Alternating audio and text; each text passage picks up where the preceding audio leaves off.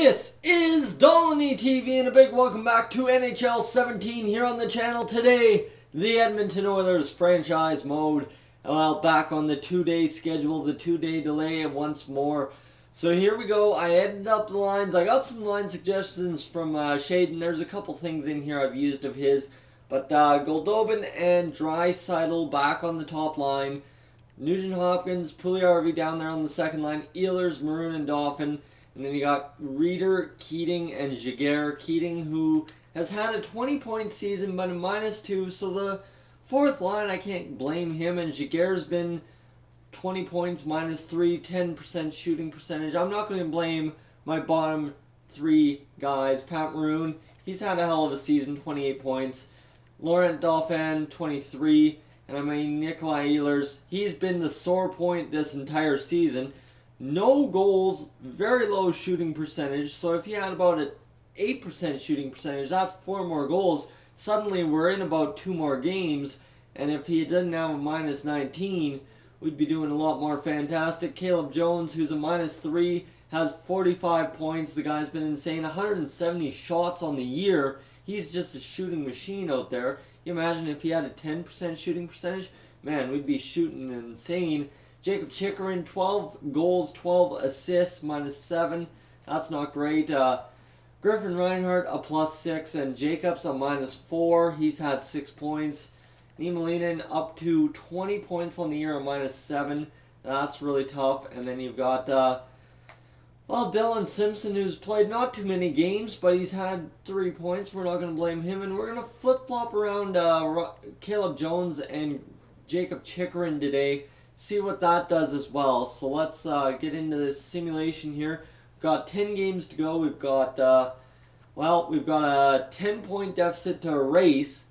But, I mean, we got to get into that second spot. So we got to basically win out if we want the playoffs this year. Let's go the first game against Dallas. Let's see what we're going to do here. We're going to simulate these games. Hopefully, if it doesn't take too long, we'll simulate the first 3 and see how that goes. Against Dallas, we need a big victory, and we will get it 4-2. That's what we're talking about. 29, 29, and 15 on the year. Come on, against Chicago. They are a pretty good team this year. We need another victory. They have 41 wins. Mike Riley back available to play. That's huge.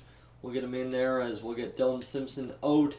So Jacobs there and Dylan Simpson back up. Mike Riley, how many points have you had? We didn't check that because he was injured. So there we go, Mike Riley. He's had 5 goals and 4 assists for a -11. So our defense has really struggled with the minuses this year.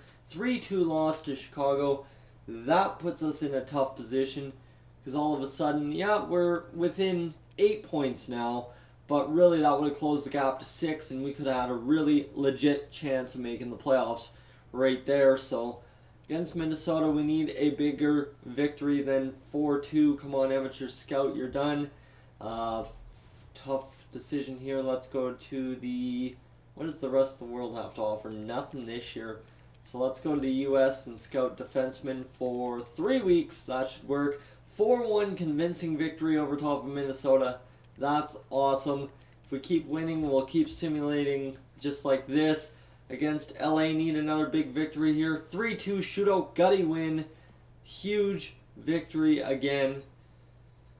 The pressure is mounting, but all of a sudden we're within 6 points of a playoff spot. This is turning around. We've got 6 games to get 6 points. We'll need about 8, so we need to win 4 out of 2. So let's go against Arizona here and see what we can see. Big game against them. They're in a playoff spot, so we need a bigger victory than that game against LA. Come on, just keep building the momentum. 4-1 win, and all of a sudden, we've got our chance to get in the playoff race against Calgary. Oh boy, guys, this is it. Calgary, 85 points. We're 4 back.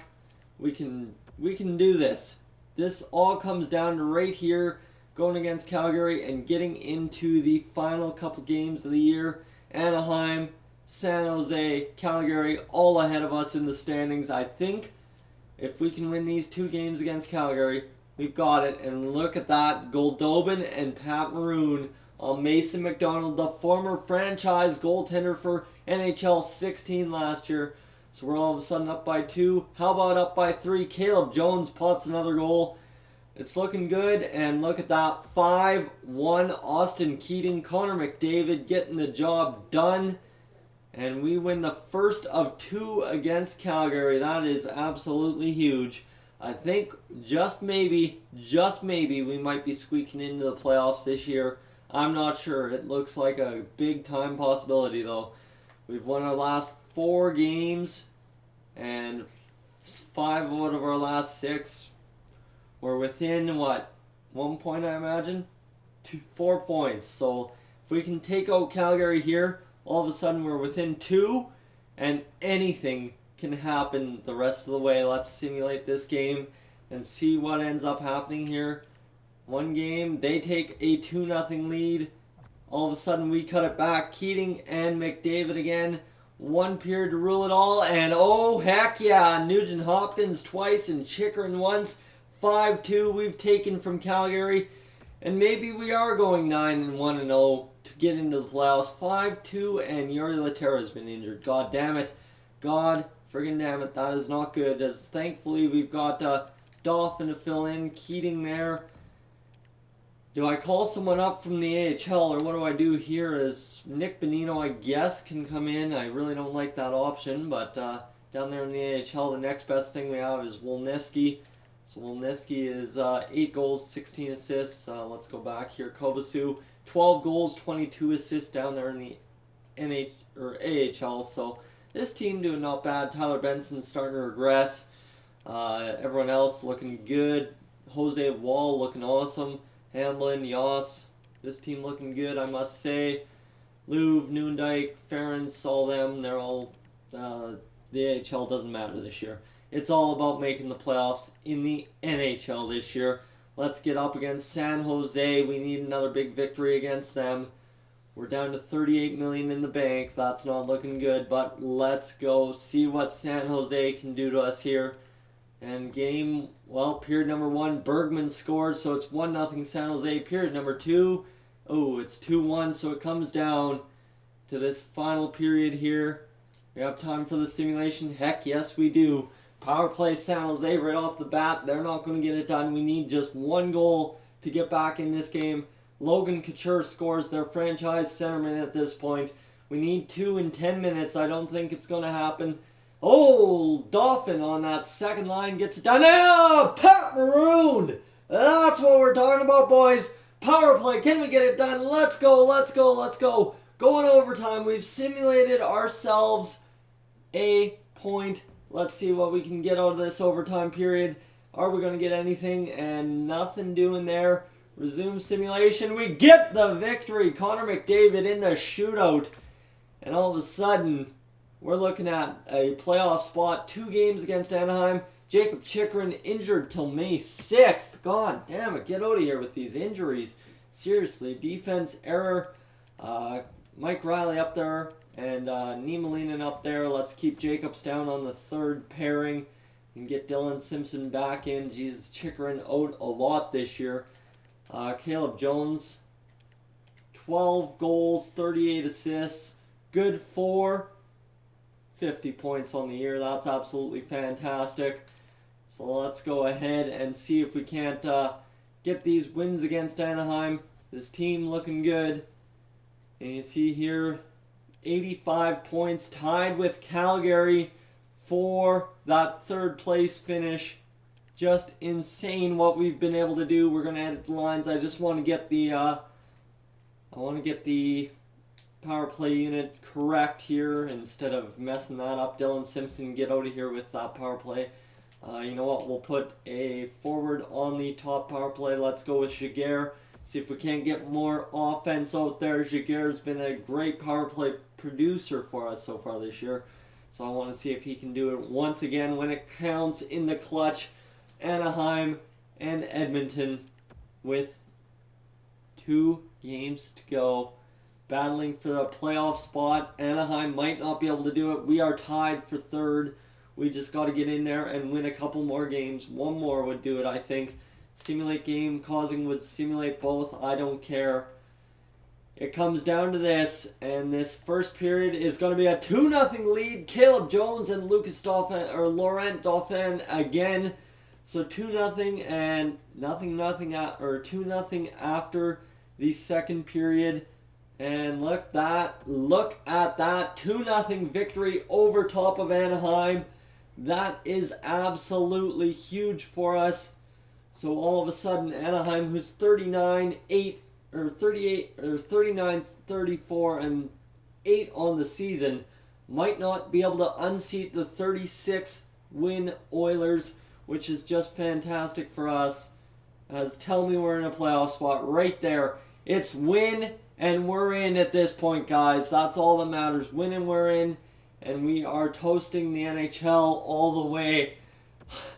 This is, I don't know if you guys can believe what you're seeing here. This has got to be one of the most improbable things I've ever done in this game, to win 9 games out of 10. And right there, we're going to go 3-0. It's the regular trio: Austin Keating, Connor McDavid, Caleb Jones. Let's go again. And Anaheim gets a goal. Let's see, can we hold on? Nikolai Ehlers finally scores another goal. That's absolutely huge for him. He's had, 4 goals on the season. Curdels scores a goal for Anaheim. We've got 10 minutes to hang on and not lose this game against Anaheim. Anything here would be huge for us to do. Let's go, boys. We're going to take it home. 2 minutes, 1 minute, empty netter possibly. No, we will end up taking this one 4-2. And like you guys were saying was absolutely impossible, the Edmonton Oilers have taken. Oh, Nick Bonino's been injured. That's okay. We'll just edit lines manually here and plug Connor Brickley in.